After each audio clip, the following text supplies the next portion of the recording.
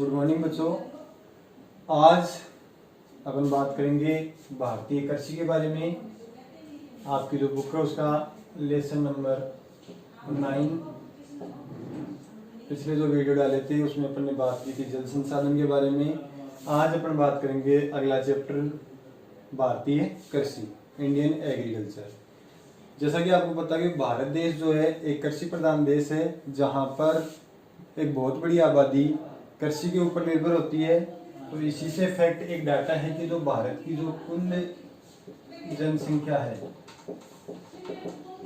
भारत देश की जो कुल जनसंख्या है उसका लगभग 54.6% भाग, यानी जो 125 करोड़ 130 करोड़ की जो कुल आबादी है उसमें से 54.6% जो भाग है वो प्रत्यक्ष रूप से कृषि पर निर्भर है। यानी अपनी भारत देश की जो टोटल पॉपुलेशन है उसका 54.6% जो भाग है वो प्रत्यक्ष रूप से यानी डायरेक्टली कृषि के ऊपर निर्भर है। यानी भारतीय जो कृषि है उसको अपन भारतीय अर्थव्यवस्था की एक आधारशिला या धुरी भी कह सकते हैं। आगे बात करते हैं अपने एग्रीकल्चर कृषि के बारे में कि जो भारतीय जो कृषि है उसको दो आधारों पर वर्गीकृत किया गया है। दो आधार कौन कौन से हैं? देखिए, एक तो भारतीय जो कृषि है उसको बांटा जाता है ऋतुओं के आधार पर। भारतीय कृषि का जो वर्गीकरण किया जाता है उसमें जो पहला वर्गीकरण आता है वो आता है ऋतुओं के आधार पर। यानी भारत देश में जो कृषि कार्य किया जाता है वो अलग अलग ऋतुओं के आधार पर किया जाता है। फॉर एग्जाम्पल जैसे अपन बात करें तो ऋतुओं के आधार पर देखिए अपन इसको 3 भागों में डिवाइड कर सकते हैं। नंबर 1 रबी की फसल, नंबर 2 खरीफ की फसल और नंबर 3 आती है जायद की फसल। यानी ऋतुओं के आधार पर अपन भारतीय कृषि को 3 भागों में बांट सकते हैं, रबी की फसल, खरीफ की फसल और जायद की फसल। बात करें अपन रबी की फसल की तो देखिए जो रबी की फसल है इसको मोस्टली अक्टूबर या नवंबर में बोया जाता है और इसको लगभग फरवरी या मार्च में काट लिया जाता है। जो रबी की फसल में जितनी भी फसलें बोई जाती है उन सबको अक्टूबर नवंबर में के लगभग बोया जाता है और फरवरी या मार्च के महीने में इन सभी फसलों को काट लिया जाता है। इनमें रबी की फसलों में यदि अपन प्रमुख रूप से बात करें तो इनमें जैसे गेहूं है, चना है, सरसों है, इनको सम्मिलित किया जाता है। ये जो सभी फसलें हैं ये रबी की फसलों के अंतर्गत आती है। बात करें अपन खरीफ की फसलों की तो खरीफ की जो फसलें होती हैं वो मोस्टली अपने भारत देश में उस समय मानसून का समय रहता है। यानी मानसून के समय में जो फसलें बोई जाती है उनको खरीफ की फसल अपन कहते हैं। यानी ये जो फसलें हैं इनको लगभग जुलाई के महीने में लगभग इनको बोया जाता है और जो इनकी जो कटाई है वो होती है लगभग सितंबर से अक्टूबर के महीने के मध्य में। यानी जुलाई में इनको बोया जाता है और सितंबर अक्टूबर में इनकी कटाई कर ली जाती है। खरीफ की जो फसलें हैं इनमें मोस्टली यदि अपन बात करें तो अपने राजस्थान की यदि अपन बात करें तो इसमें बाजरा, मूंग, इसके अलावा जो चावल है, चावल की फसल भी जो है वो खरीफ की फसल के अंतर्गत ही आती है। बात करें अपन जायद की फसलों की तो इन दोनों फसलों के मध्य में यानी मार्च अप्रैल के मध्य इनको बोया जाता है और जून जुलाई के मध्य इनको काट लिया जाता है। जो जायद की फसलें हैं इनकी जो बुआई का कार्य है वो मार्च और अप्रैल के मध्य में किया जाता है और इनकी जो कटाई का कार्य होता है वो जून और जुलाई के महीने के मध्य में कर लिया जाता है। इनमें जो जायद की फसलें हैं इनमें जो फसलें बोई जाती है उनमें मोस्टली जो सब्जियां होती हैं उनकी फसल बोई जाती है। जैसे ककड़ी है, तरबूज है, खीरे हैं, ये सभी जो फसलें हैं वो जायद की फसलों के अंतर्गत बोई जाती है।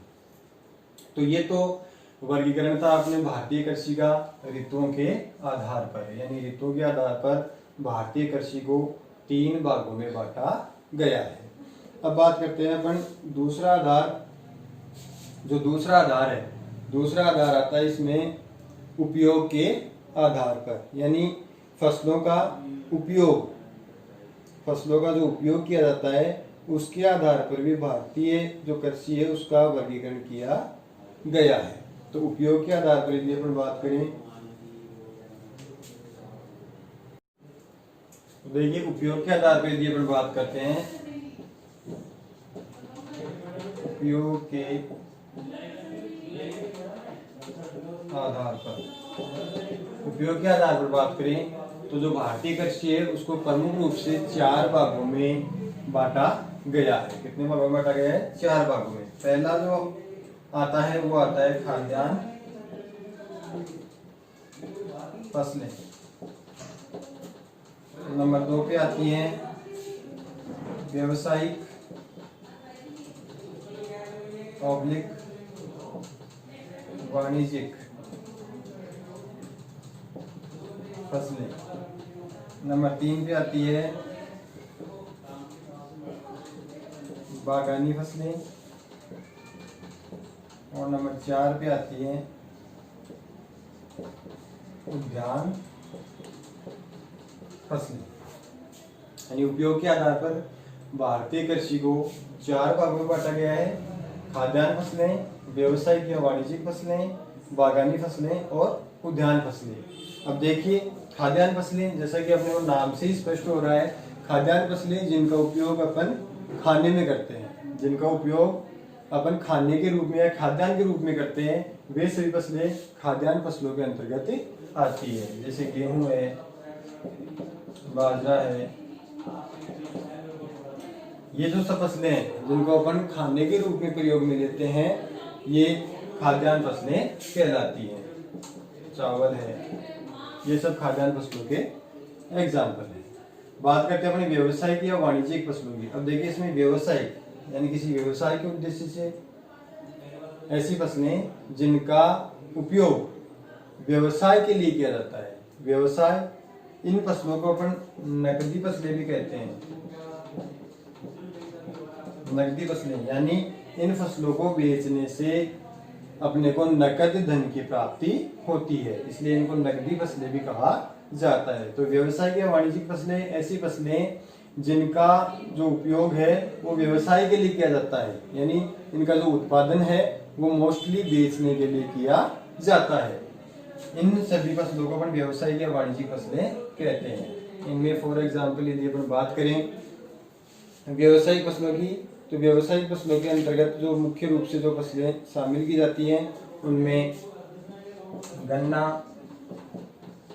कपास, इन फसलों को शामिल किया जाता है। भाई गन्ना, इसका भी जो प्रोडक्शन किया जाता है, उत्पादन किया जाता है, वो मोस्टली बेचने के लिए किया जाता है, व्यवसाय के लिए किया जाता है। कपास का उत्पादन किया जाता है, वो भी व्यवसाय के लिए ही किया जाता है।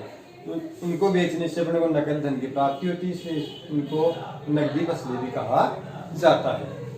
नेक्स्ट अपन बात करते हैं बागानी फसलें। बागानी फसलें वे फसलें कहलाती हैं जिनका उत्पादन विशाल बागानों में किया जाता है। बागानी फसलें देखिए ऐसी फसलें जिनका उत्पादन बहुत बड़े बड़े या विशाल बागानों में किया जाता है, वे सभी फसलें कौन सी कहलाएंगी? बागानी फसलें। और बागानी जो फसलें हैं इनमें जो मोस्टली जो आती है वो चाय,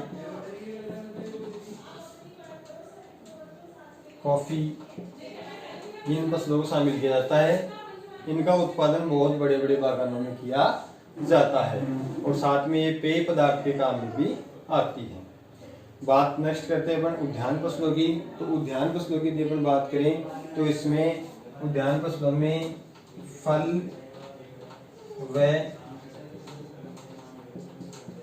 सब्जियों को सम्मिलित किया जाता है। फल व सब्जियों की फसलें, यानी जो उद्यान फसलें हैं इनमें जितने भी फलदार फसलें हैं या सब्जियां जितनी प्रोडक्शन की जाती हैं वे सभी उद्यान फसलों के अंतर्गत शामिल की जाती है।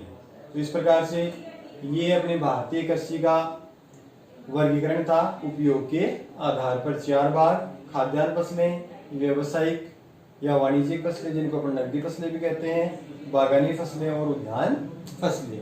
ये था अपनी भारतीय कृषि का वर्गीकरण। अब हम लोग बात करेंगे फसलों के बारे में कि भाई भारत में खाद्यान्न फसलें कौन कौन सी हैं, जैसे गेहूं, बाजरा, चावल है, इन सब के बारे में।